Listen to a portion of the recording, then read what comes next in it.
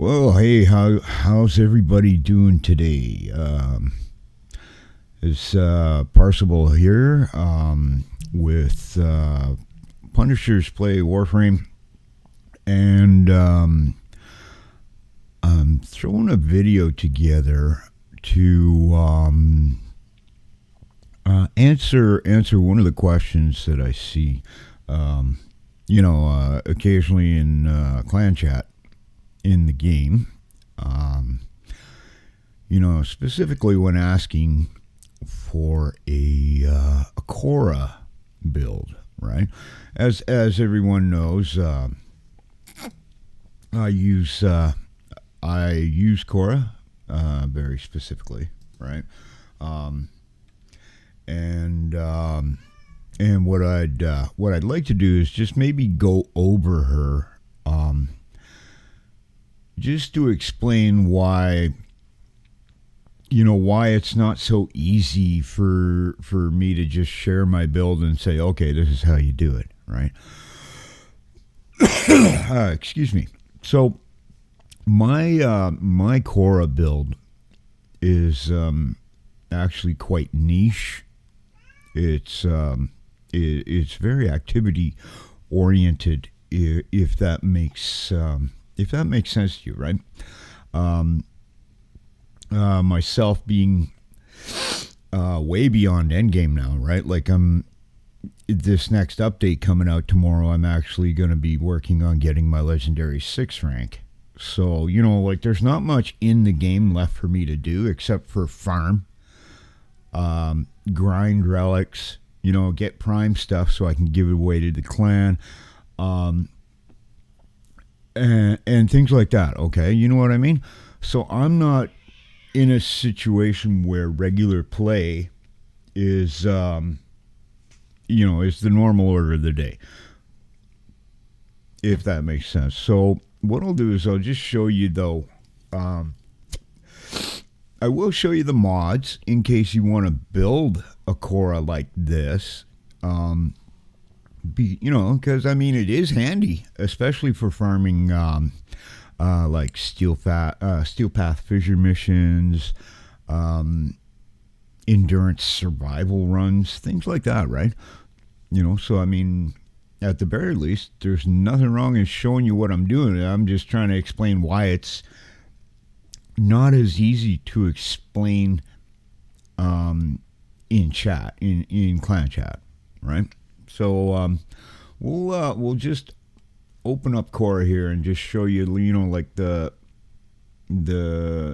start of it. So my main loadout for Khora, it's a primary weapon, melee weapon focused build. I actually don't use my secondary weapon at all, which happens to be a Kuba Nucor here. Okay, I use a Khora Prime, which I've renamed my Boomstick Prime, and I also use a Glaive Prime, thrown melee. You can use any thrown glaive, by the way, works perfectly well. You just might want to change your melee arcane on your glaive to match, more in focus what, damage type or, that kind of thing. But this particular build is focused on a Glaive Prime and Khora Prime. Okay, so we'll go back to Khora. A couple of things you're going to notice, though, right off the bat is that Khora has no Whip Claw. That's because I don't use it. I don't use Whip Claw on my Khora at all. And as a matter of fact, I don't use Ensnare either. I don't use... The only thing I use on Khora is her Strangledome. Okay? So, I replaced Whip Claw with Sickening Pulse, which will... it throws a pulse out, which adds stacks of status effect. Now, status, if you think about the Khora Prime, that throws out an insane amount of status with its alt fire mode, the glaive shot. All right?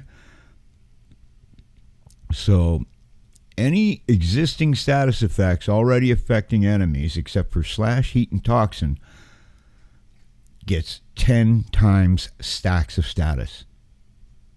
Slash, heat, and toxin simply gets duplicated with brand new status timers.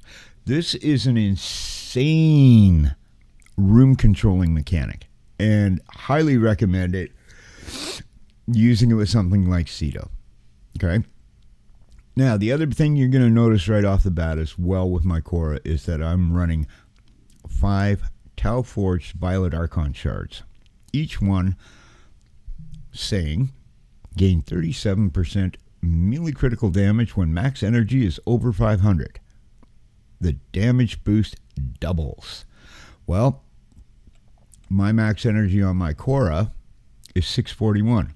So every one of these shards doubles for a maximum of a plus 370% melee critical damage. This is the secret sauce right here. Okay, so we're gonna go into the mods real quick. Now, anything that you see that's a primed mod, or an Archon mod, or a galvanized mod, or things like that, when you see that kind of thing, you can go ahead and use the regular mods if that's all you have, right? Just don't think that you have to try and use exactly what I have, okay? So long as the mods that you're putting on somewhat achieve the goal, work with that for the time being. There is nothing in this game that's a race, right? Take your time. You will get there. Ultimately, everybody's going to have all these mods, right? So don't worry if you don't have everything. Know what I mean? So first and foremost, though, because this is a melee situated build, I always run with ready steel. Right, that gives the squad an additional, like right off the bat, beginning of mission, 24 initial combo, and then paired with coaction drift, that's an additional 15% to anybody playing in squad, an additional 30% to me. I get a bonus 15%. So automatically my combo number is my initial combo is good out of the gate. To add to that, we use, on the actual, pardon me, on the actual Glaive Prime, I actually add to that a little bit more, which works out really, really well. I use Prime Continuity for extra length on my Strangle Dome. I use Archon Flow to get that energy number high for my purple, my Tau Forged Archon shards. Adaptation is primarily it's one layer of survivability. It gives damage attenuation, 10% resistance to damage for 20 seconds, stacking up to 90%. Right. Anyone who knows the old Rolling Guard adaptation combo, that's the Wombo combo, you can't kill me combo, right? That's part of that. I just don't need Rolling Guard anymore, and I'll show you why down the road here real quick. Augur Secrets. This is also part of the survivability layer, but I'm using it for the ability strength. I'm getting an extra 24% ability strength for free. However, I'm also getting energy spent on abilities going into shields. Well, I'm always spamming my Strangle Dome, so why not use Augur Secrets, right? Gladiator mods. So here's what we're doing with the Gladiator mods is adding additional 20% melee critical per combo multiplier. Okay. And then on top of that, a little bit of armor, and then drains energy to stop lethals. So there's also another layer of survivability. Now, using set mods because they have these two different layers to them, this is how you can actually kind of multitask, right? You know what I mean? Yeah, okay, I'm getting that 20% melee crit, but at the same time, I get a little bit of bonus survivability and armor. You know what I mean? Always pilfering Strangledome for looting. And because I'm spamming Khora's number 4, the Strangledome, so much, I threw 90% ability strength on the 4th in Precision Intensify. Right? Pretty straightforward. It's not actually that special of a build when you look at it, if you know what I mean, right? For my arcanes, I use Arcane Rise, which is a hold-fast arcane from the Zeraman 10-0. You can get it from Cavallero. It's a 60% chance on reload for 150% damage for primary weapons for 24 seconds. Now, that's a lot of damage, especially when you're looking at something like a Khora Prime with a whole truckload of multi-shot, right? This comes in handy, and reloading is something that you do passively anyhow with the weapon, so the thing's always triggering, man. Always triggering. It's very, very handy arcane. And the other one that I use is Arcane Fury, which is an Eidolon arcane. And this one, on critical hit, which you're going to be doing a lot of anyhow, 60% chance for 180% melee damage to melee weapons for 18 seconds. Also, another one of those things that just happens passively in the background and you don't even have to think about. That's the type of, when you're putting on arcanes or modding or build crafting and that kind of a thing, the less you actually have to do and the more your build is passive, the better. Because, you know, you don't have to worry, oh, well, do I have to do a triple jump here or spin in a dance and, you know, touch my head to trigger this, right? No. Reloading and crit hitting. Both my arcanes are automatically triggered, right? You know what I mean? That's the kind of thing you want to think of. Do the less work, the least amount of work possible for the most amount of gain, if that makes sense. So now we'll just look at the weapons that I use and how I have them set up. With the Cedo, okay, I have it set up for, surprise, surprise, viral damage. I use Chilling Reload to get 60% bonus cold and 40% reload speed, plus Contagious Spread, which is 90% toxin. The reason I use viral, it's very effective on just about all things living as far as enemies are concerned. However, the cold part of viral is what actually comes in the most handy, because cold slows and freezes, especially when you use Sickening Pulse and you get the 10 times stack of cold. Boom. Everything's frozen dead. They stop in their tracks. You want room control? You got it right there. Like, you can be getting swarmed by a whole crap load of enemies in Steel Path. You blast out your secondary fire with Khora Prime. Get that status rolling, hit Sickening Pulse, and everything stops in their tracks. And then you just mop up with regular fire or a glaive shot. You know, throw your glaive prime and everything dies anyhow. If that makes sense, right? So that is, you don't need a whole lot of status to be effective. That's kind of what the point I'm making here. Find a strength of one status and work with it. Heat, for example, is a very popular status. Once you get that kicking, that burn damage, right? It just keeps, going, and they just start falling off and dying because you're cooking them. Handy way to play.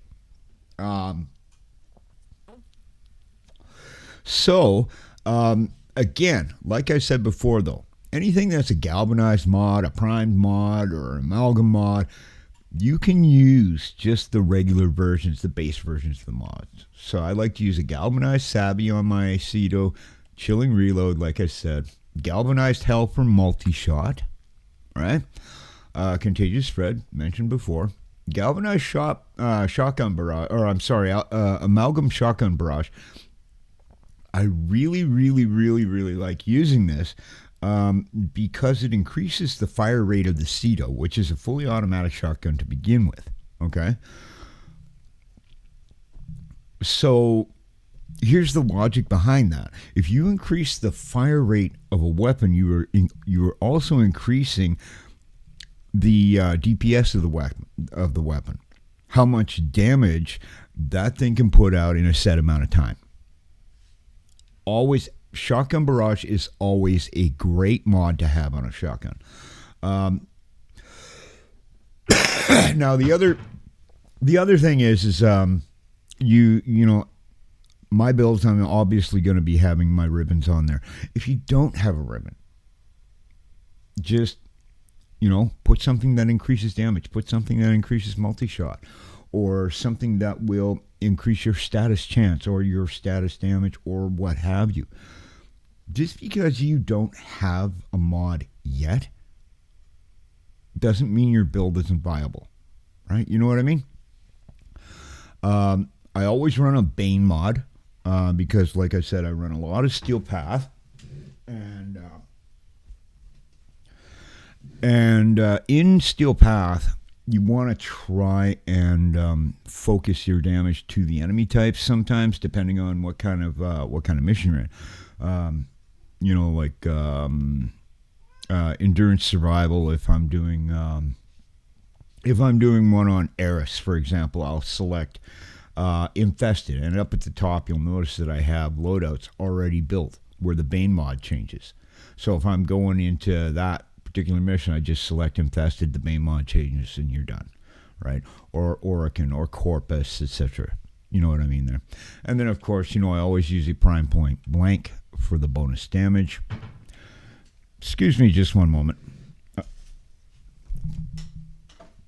All right, cat was just being a dumbass. All right, so yeah, prime point blank will always give you that shotgun the extra shotgun damage. And then primed ammo, shotgun ammo mutation. Like I said earlier, I don't use a secondary weapon. So, that being said, there's going to be a lot of secondary ammo lying around on the ground. So, using a shotgun ammo mutation converts that secondary ammo to the point where I never run out of shotgun ammo. This is something to consider. You know what I mean? Ammo economy in Steel Path, you know, if you run out of ammo, you're dead, right? That kind of thing. And for our arcane, I always run a straightforward primary merciless, right? Steel Path arcane, 30% damage for 4 seconds, stacks 12 times with an additional reload bonus, right? So you compare, you add that 30%. With our chilling reload, you get a 70% reload bonus, right? Like, very handy, and it works very, very well. When I have these mods up on screen too, feel free to, screen cap, do a screen capture, take a picture with your phone, and, if you want to have something to build toward, you can, that kind of thing. So now we're going to move on to the Glaive Prime. Now, like I mentioned before, this is a melee combo based build. Okay, so I'm using mods like Blood Rush for the extra critical per combo. All right, and then on top of that, Corrupt Charge for more additional initial combo. And also Galvanized Reflex for, again, some more initial combo, which stacks 4 times, right? Amalgam Organ Shatter for additional critical damage. Prime Pressure Point for plus 165 melee damage. Sacrificial Steel. This is the only time I actually use an Umbral mod on something that didn't come from Excal Umbra.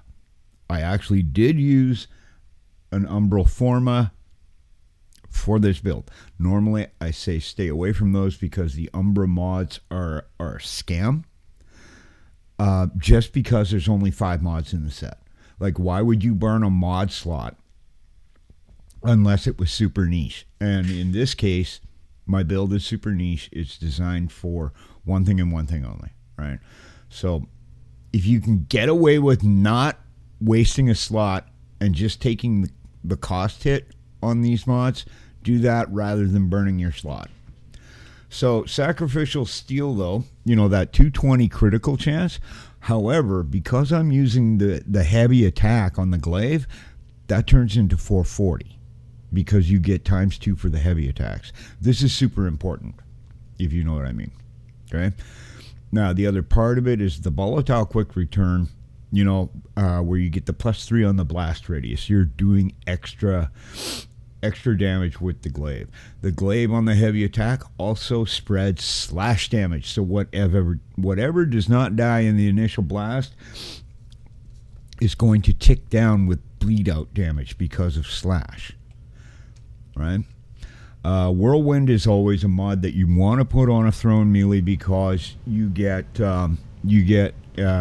projectile speed, just like the fire rate on the shotgun. Right? The faster you can throw, the more damage you're going to do. And then for the arcane, for the Glaive Prime, I use melee animosity. On hit, gain 42% critical chance, stacking up to 420%. So you can just hit, get up to 420, throw, and explode. On that explosion, you will get 420% crit. It's ridiculous. It's really ridiculous. So,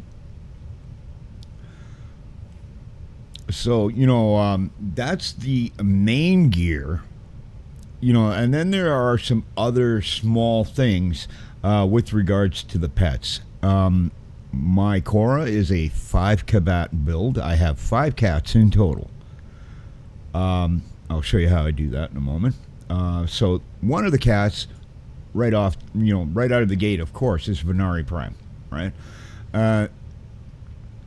The only thing that I would suggest is, you know, like if you're going to do multiple combats, have one of them with, you know, like your fetch, for example, right? So that you're getting your loot and your loot radar, enemy detection, that kind of thing. But the two main mods that you're going to want on both of your pets is going to be Hunter Recovery and Pack Leader. Hunter Recovery will heal your Warframe for plus 30% companion damage dealt. So 30% of the damage dealt to your companion goes to you in health. Okay? Prime Pack Leader, because we're using a melee build, heal your companion with melee hits. So if you're spamming your glaive, your thrown weapon, you're constantly healing your pet, who constantly takes damage and then constantly heals you. Do you see the loop that's created there? Right? This is you know how the synergies work. Every part in the build goes back to another part, if that makes sense to you guys, right? And then as for all the rest of it, right, you put whatever you want on there, right? But those are the two main mods to have: Hunter Recovery, Pack Leader, or Prime Pack Leader. And then, you know, your fetch, Animal Instinct, tech mods, you know, that kind of a thing. As for the claws, all the claws is damage, right? Like you, yeah, really, there's nothing actually to discuss here because, you know, you just set up your damage however you want to. You know, bite, shock, collar, maul, flame gland, radon claws, frost jaw, magnetic, like all this. You set up your damage exactly how the way you want to. There's absolutely nothing build specific here.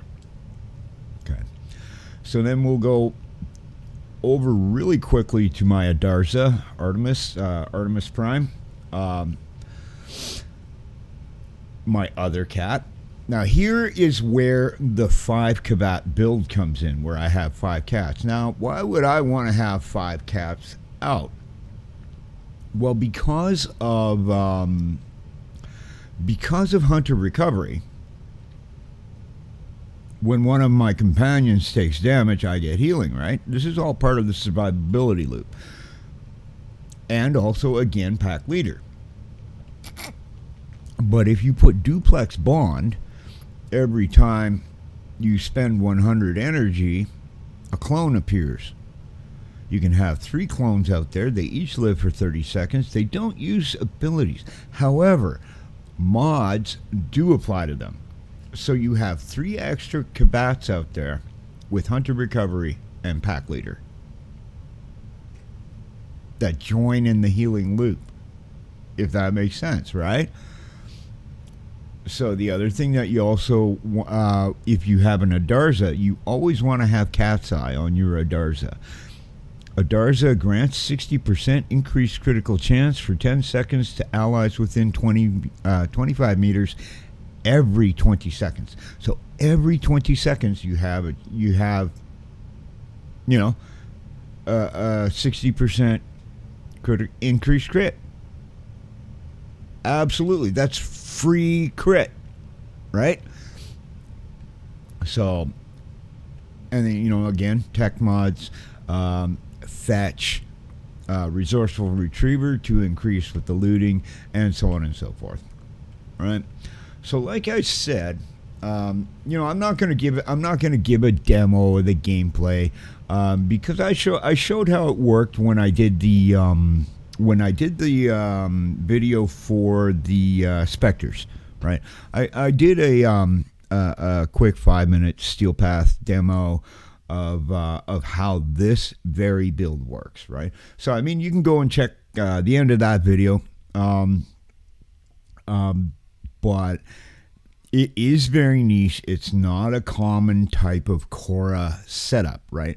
Where like a lot of Khora builds are set up, to do the Strangle Dome and then whip the Strangle Dome exactly how she's meant to be. No, I don't do that. I got things all set up real funky and weird, and I like it that way though, because it's my playstyle. And that's the beautiful thing about Warframe, is that just because something is built one specific way with a Warframe doesn't mean you can't change it. Doesn't mean that at all, right? You can change anything you want to. Like, well, you see, one more last quick thing. Like my Khora, I can use for stealth, like for spy missions, because of the Parzival, all right? I would highly recommend using Auto Breach, Untraceable, and Intruder on basically all Warframes. Auto Breach is like a 30% chance to get a free cipher on all hacking. Untraceable makes you invisible for 15 seconds after a hack, and then Intruder gives you an additional 8 seconds to a hack. Like, end of story. These 3 are insanely handy, and I highly recommend them. So I think with that, I think I've covered pretty much what makes my Khora a little bit weirder than most, and why it's always not so easy for me to answer. Hey, anybody got a Khora build? Well, yeah, I do, but I mean, like, I don't know if I have the time to explain it all, right? In chat, that kind of thing, right? So, but do take, like I said, take your screenshots if you do want to work towards this build. By all means, again, it's not a race. You have all the time in the world to collect the mods that you need, that kind of thing. But, from there, just keep plugging away at them. So with that, I'm just going to close it out, and like always, thanks for watching. And I mean, if you have suggestions for builds or suggestions for videos, drop something in the comments, or share share some of the things that you do with Khora, or what your favorite Warframe is, and how you make your build special and unique. That kind of thing. I'm interested to hear, actually. I think it'd be awesome. So with that, we'll let it go there, and we'll keep pumping out some of these videos. We hope you find them helpful, and thanks a lot for being in the clan with us, and playing Warframe with us, and look for more videos coming out very shortly here with Shadowgrapher, because we are going to be going hard with the clan play stuff, and that kind of thing. And I've got the live streaming set up now, and we might be doing some of that, some live streaming and things like that. So there's a lot coming around the corner here. And I mean, Jake is also doing his build videos and things like that, and his helpful tips. So hey, it's actually turning out okay. So once again, thank you very much for watching, and we'll catch you down the road. Peace out, folks. Thank you.